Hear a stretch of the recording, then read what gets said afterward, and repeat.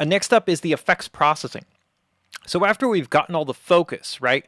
We've kind of puzzled, kind of unglued things from each other with a subtractive EQ, right? We put all our pieces, got them all in place, right? So levels to basically put things in their areas, and panning and all that sort of stuff. We do the subtractive EQ to create a little separation and make all the pieces fit together.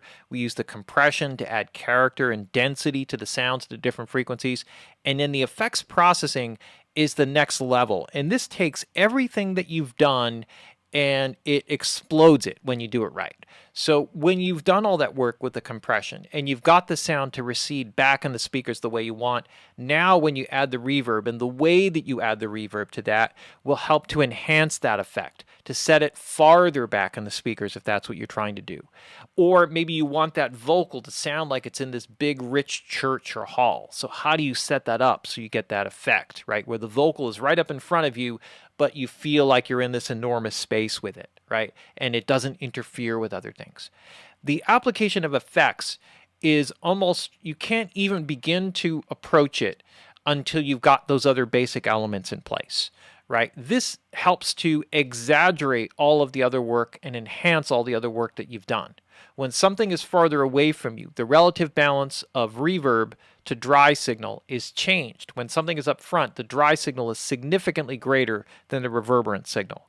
When something is farther away, the balance is much more skewed towards reverb, or balanced towards reverb. And so those are really powerful effects. One of the things that is in terms of reverb that's really powerful is working with early reflections. And early reflections are the first reflections that bounce off the immediate surfaces in the space you're in, the floor, the ceiling, and the walls around you. And those delays hitting you at different timings help to create the sense of space that you're in. You don't really hear them. You hear the reverb, okay? But the early reflections you don't really hear, you feel them.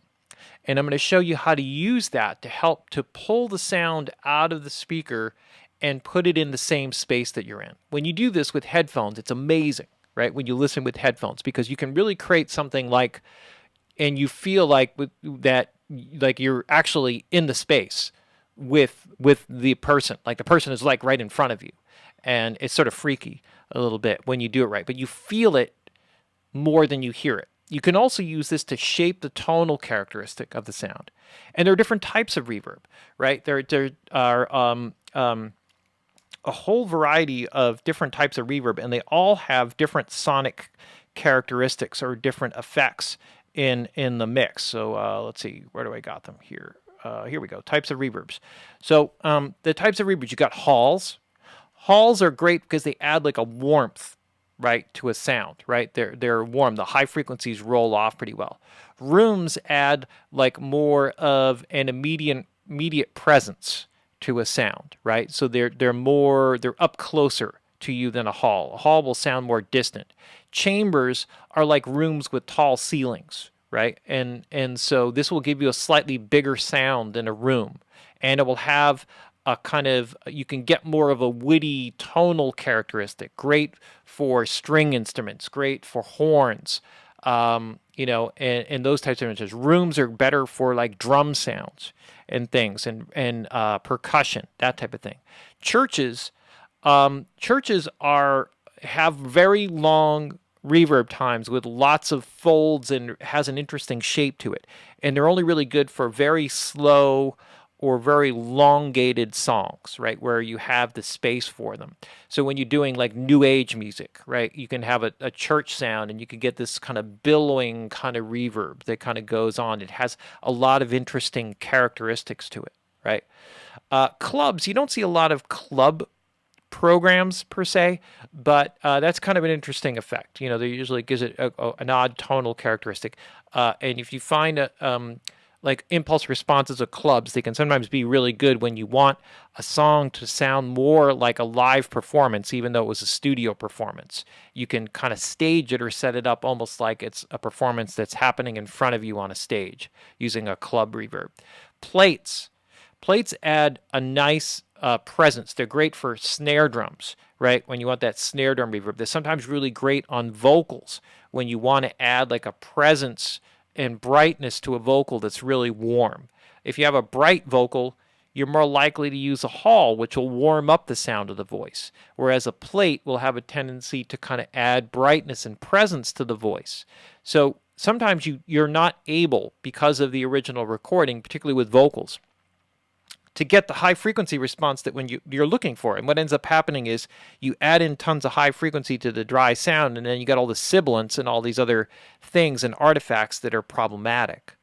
The plate is a great way of adding in that presence artificially. You could also do that with the early reflections, where it's almost like shining a light on that sort of warm, dark object in the middle of the room, and all of a sudden you could see the detail of it. And that's kind of what the early reflection of the plates really do well, right? And it adds like that, kind of shimmering kind of presence. And they're tuned different ways and all that sort of thing. Sometimes their plates can be warmer, right? But they're actually very dense reverbs, okay? Unlike a room, which is a bit more open, and halls, which are kind of very open, plates are very dense, and sometimes they can take up a lot of space. Density meaning there are a greater number of reflections, right? The original plates were actually 4-foot by 8-foot sheets of metal, and they were tied really tight, bolted into a box like a frame that's just bigger than 8-foot by 4-foot, and like a foot wide. And so they're suspended and really tightened up, and then they actually put like a speaker driver onto the plate. So you feed the audio signal, and the plate basically becomes this big flat metal speaker.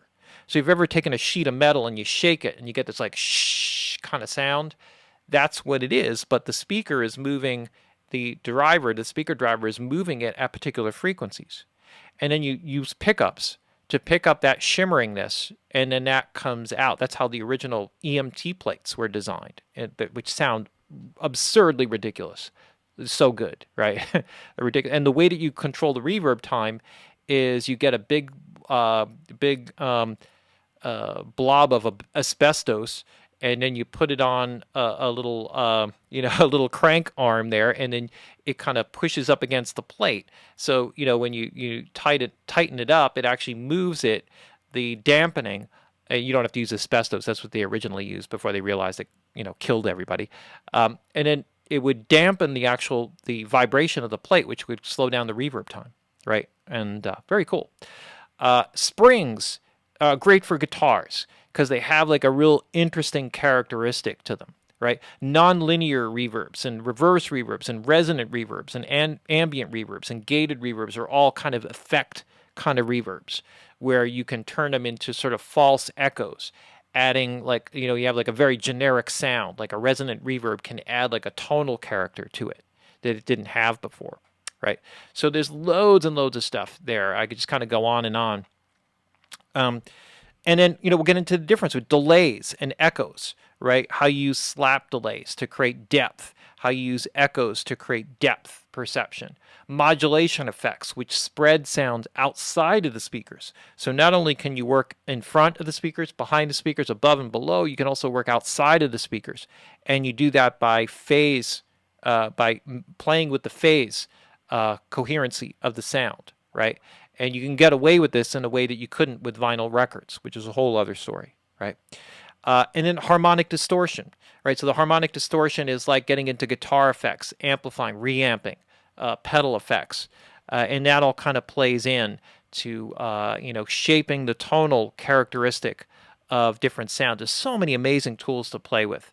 And so the effects processing is really fun. You could do a lot of tonal character shaping in this stage of the process and add the depth, height, width, and everything, right, to the sound. Really expand on all the other work that we've done.